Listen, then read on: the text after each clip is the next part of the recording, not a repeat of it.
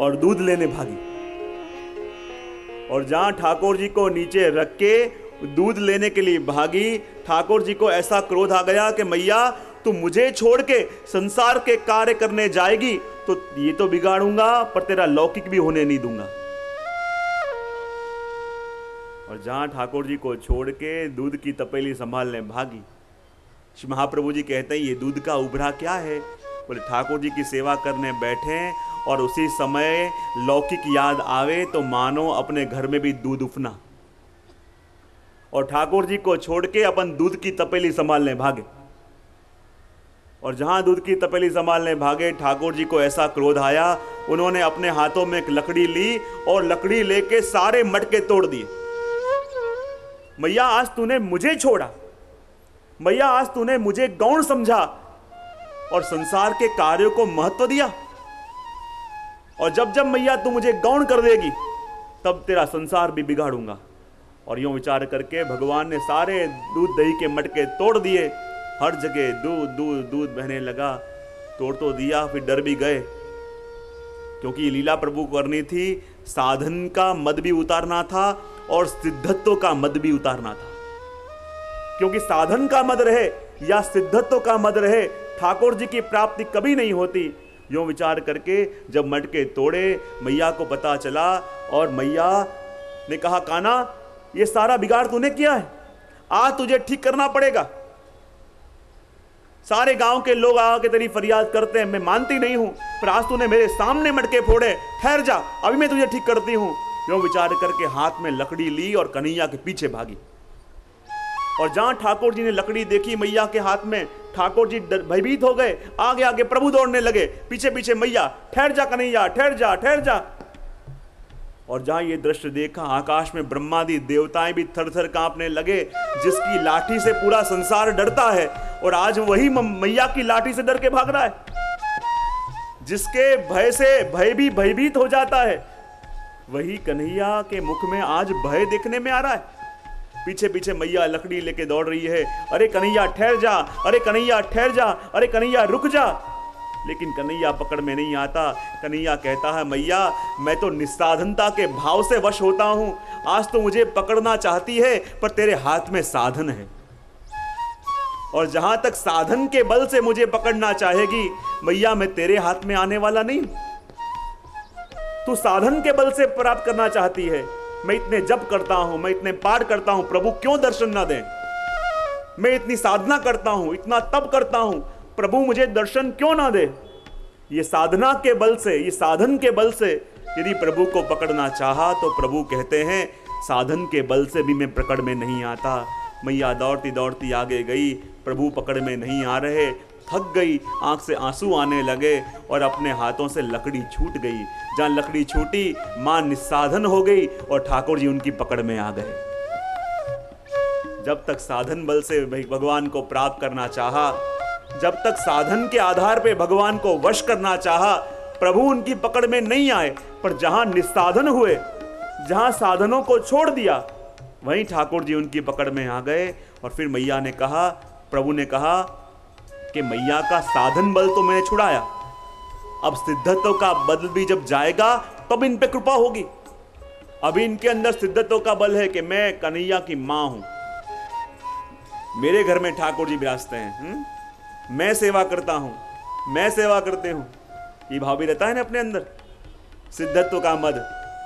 मैंने ठाकुर जी को श्रृंगार किया, मैं ठाकुर जी के वस्त्र दिलाता हूं, मैं ठाकुर जी का साहित्य लाता हूं, मैं ठाकुर जी की सारी तैयारी करता हूं। साधन मत तो ठाकुर जी दूर करते हैं, पर सिद्धत्व का मद भी ठाकुर जी दूर करते हैं।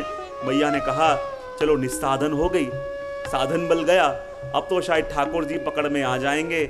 हाथ में आए, सखियों से कहा, जाओ रस्सी लेके आओ, ठाकुर जी को बांधती हूं। ठाकुर जी रोने लगे, गोपियां समझाती, अरे मैया रहने दो, अरे मैया रहने दो। मैया मान नहीं रही और जहां रस्सी लेके आए और ठाकुर जी को बांधना चाहा, रस्सी 2 उंगल छोटी पड़ गई। भगवान कहते हैं, मैया मैं पकड़ में तो आता हूं, मैं भक्त के बंधन से बनता तो हूं, पर जब उसके मन में से साधन का मद भी जाए और सिद्धत्व का मद जाए तो। जब रस्सी लेके फिर से मैया आई, दूसरी रस्सी लेकिन फिर से बांधना चाहा, रस्सी 2 उंगल छोटी पड़ी, क्योंकि ठाकुर जी कहते हैं मैया रस्सी का एक नाम है गुण, रस्सी का एक नाम है गुण, और तू मुझे अपने गुण से बांधना चाहती है कि मेरे अंदर इतने सद्गुण हैं, तो प्रभु आप मेरे वश हो जाओ। मेरे अंदर इतनी अच्छाइयां हैं, प्रभु आप मेरे वश हो जाओ। और प्रभु ने कहा मैं अच्छाइयों से वश नहीं होता, मैं सद्गुणों से वश नहीं होता, मैं वश होता हूं तो मात्र और मात्र मेरी कृपा से वश होता हूं। वो रस्सी भी छोटी पड़ी, तीसरी रस्सी लेके आए और जहां ठाकुर जी को बांधना चाहा, फिर ठाकुर जी बंधे नहीं, क्योंकि ठाकुर जी कहते हैं मैया तू रस्सी को लेके तो आती है, पर मेरी आंखों के सामने से लेके आ रही है, और मेरी आंखों में तो ऐसा जादू है कि मेरी दृष्टि जिसके ऊपर पड़े वो स्वयं मुक्त हो जाए, और जो मुक्त हो जाए उसमें फिर गांठ कैसे लगे। तू रस्सी मुझे बांधने के लिए आई तो सही, पर रस्सी को मेरी आंखों के सामने से लेके गई, और जहां मेरी दृष्टि इस रस्सी के ऊपर पड़ गई तो रस्सी स्वयं मुक्त हो गई, और जो स्वयं मुक्त हो गई फिर उसके अंदर गांठ कैसे लगे। मैया बंध नहीं पा रहे, बांध नहीं पा रहे, ठाकुर जी बंध नहीं रहे, दूसरी रस्सी लेके आए, और जहां दूसरी रस्सी लेके आए मोटी वाली, कन्हैया ने कहा ये रस्सी भी बांध नहीं पाएगी, क्योंकि ये रस्सी गायों को बांधने वाली रस्सी है, और वो तो गौ है और मैं हूं गौपति, मैं गोविंद हूं। तो सेवकों को बांधने वाली रस्सी से कभी स्वामी बनता है?